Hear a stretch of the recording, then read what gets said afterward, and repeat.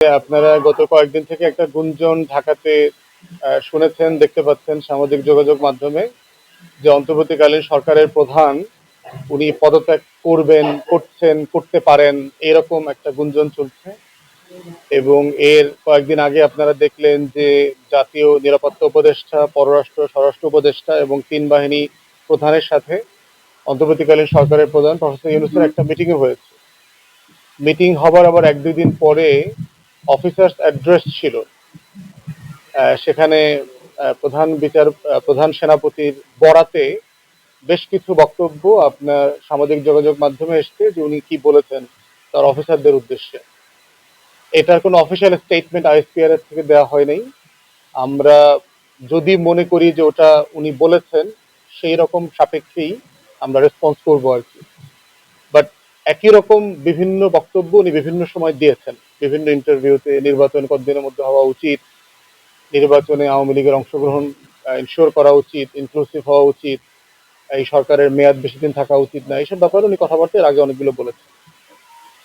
প্রথম কথা হচ্ছে যে আমরা মনে করি যে বাংলাদেশ রাষ্ট্রে যারা আইন শৃঙ্খলা বাহিনী ফোর্স আছেন, ইনক্লুডিং সভরেন ফোর্সেস, যারা ধরেন পুলিশে দায়িত্ব পালন করেন, র্যাবে দায়িত্ব পালন করেন, আনসারে, গোয়েন্দা সংস্থাতে, বিজিবিতে, সশস্ত্র বাহিনীতে, দেশের রাজনীতি নিয়ে পাবলিক ফোরামে কথা বলার কোনো এখতিয়ার ওনাদের নাই, ফুল স্টপ। এটা বিয়ন্ড দেয়ার জুরিসডিকশন। আর্ম ফোর্সেসের রেসপন্সিবিলিটি হচ্ছে যেই সরকার যখন বৈধতার সাথে ক্ষমতায় থাকবেন তার হুকুম মেনে চলা। এর বাইরে যদি কোনো কনসার্ন ওনাদের থাকেন সেটা ওনারা ইনডোরে সরকার প্রধান, প্রতিরক্ষা মন্ত্রী যে থাকেন, জাতীয় নিরাপত্তা উপদেষ্টা যিনি থাকেন, যার সাথে যতটুকু রেলেভেন্ট তার সাথে ততটুকু শেয়ার করবেন। এটা হচ্ছে একটা গণতান্ত্রিক ম্যাচিওর পরিপক্ক রাষ্ট্রের অভ্যেস। আপনারা দেখবেন যে আমি নিজে ইরাক ওয়ারের বিরুদ্ধে মিছিল মিটিং করেছি লন্ডনে ছাত্র থাকা অবস্থায়। একটা অবৈধ যুদ্ধ, ব্রিটিশ পার্লামেন্টে শত শত এমপিরা এই যুদ্ধের বিপক্ষে ভোট দিয়েছে, রাস্তাঘাটে প্রতিবাদ হয়েছে, লক্ষ লক্ষ মানুষ মিছিল মিটিং করেছে। কিন্তু আমি কোনোদিন শুনি নাই ওইখানকার আর্ম ফোর্সেস, পুলিশ অথবা কোনো বাহিনী, গোয়েন্দা সংস্থা ন্যূনতম কোনো কথা কখনো বাইরে পাবলিক স্পেয়ারে। আপনি দেখবেন আমেরিকাতে একটা যুদ্ধবাজ জাতি, এই দেশ দখল করে, ওই দেশ দখল করে, ওইখানে তেল চুরি করতে যায়, ওই দেশে টস লাগায় দিয়ে আসে, এত অবৈধ যুদ্ধ করে, কিন্তু তার সেনাবাহিনী, তার সশস্ত্র বাহিনী, তার গোয়েন্দা সংস্থাকে কখনো পাবলিকলি বলতে শুনেছেন যে হোয়াইট হাউস থেকে যেটা বলা হচ্ছে, স্টেট ডিপার্টমেন্ট থেকে যেটা বলা হচ্ছে, পেন্টাগন থেকে যেটা বলা হচ্ছে সেটা অন্যায্য, অবৈধ, বলা উচিত না?